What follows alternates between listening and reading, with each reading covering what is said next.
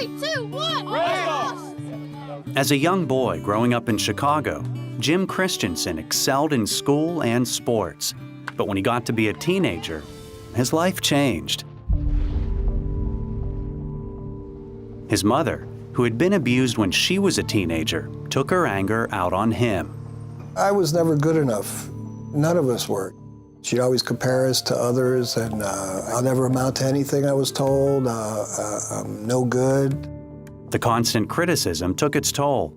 One day, I'm building a model, and I started to sniff the glue that I used to build them. Jim started drinking and doing drugs. He was kicked out of school and joined the Army at 17. 2 years in, he was busted for drug possession and dishonorably discharged.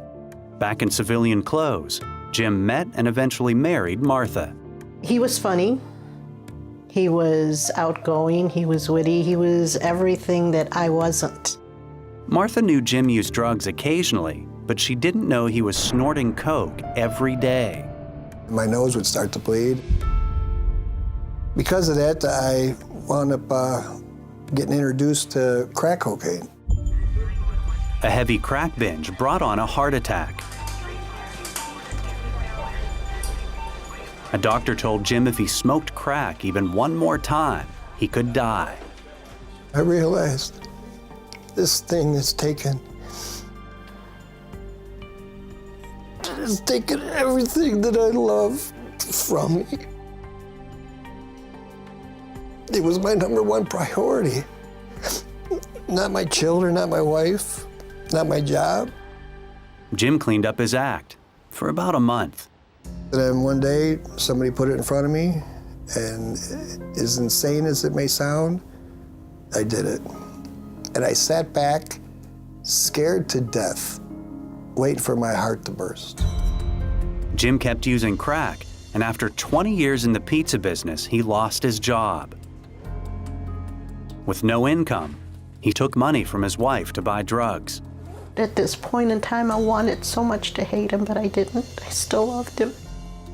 Eventually, his family convinced him to go to a Salvation Army rehab center. His wife and daughter dropped him off, but he didn't want to keep his end of the bargain.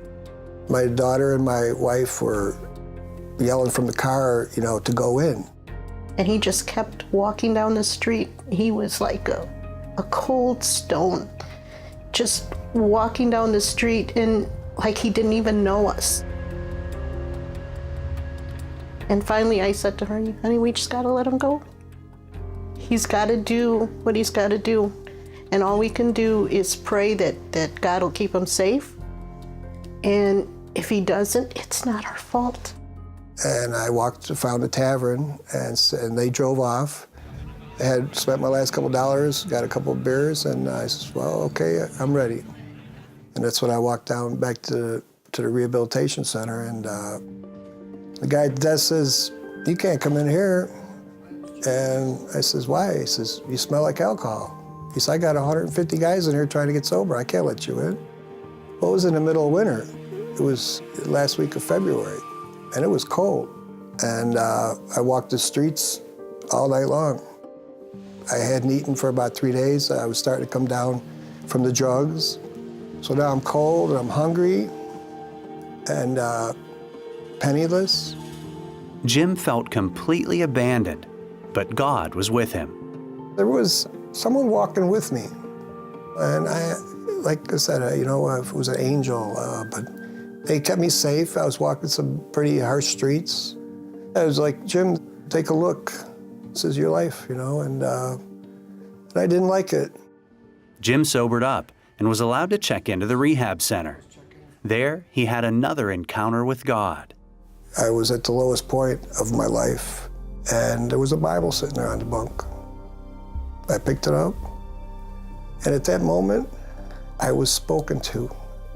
And I remember real clear, the words spoken to me was, Jim, if you serve me, I will renew your life. And I'm like, wow. At that moment, I realized that I was just given a promise.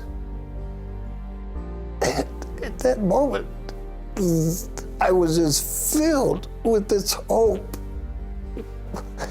The shame, the guilt, it had just left me. And I knew that everything was gonna be okay. Jim gave his life to Christ. He was immediately delivered from his crack addiction. But Martha couldn't believe he had changed, so she wouldn't take him back. Jim moved in with his sister and volunteered at her church. I made a profession of faith at the Easter sunrise service. This day I wanted to make a profession of faith, amongst other believers. Meanwhile, Martha and their 5 children had been forced to move into a 1-bedroom apartment after the bank foreclosed on their home. When the 2 youngest wanted to go out and see him, I felt like they betrayed me, because I was a good parent. They were out there for almost a week, and they came back and they were so excited. And I couldn't believe that they were so excited from seeing their dad after everything he put us through.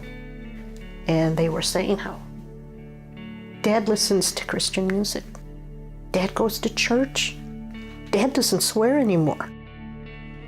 Jim moved back in with his family. In time, Martha forgave him.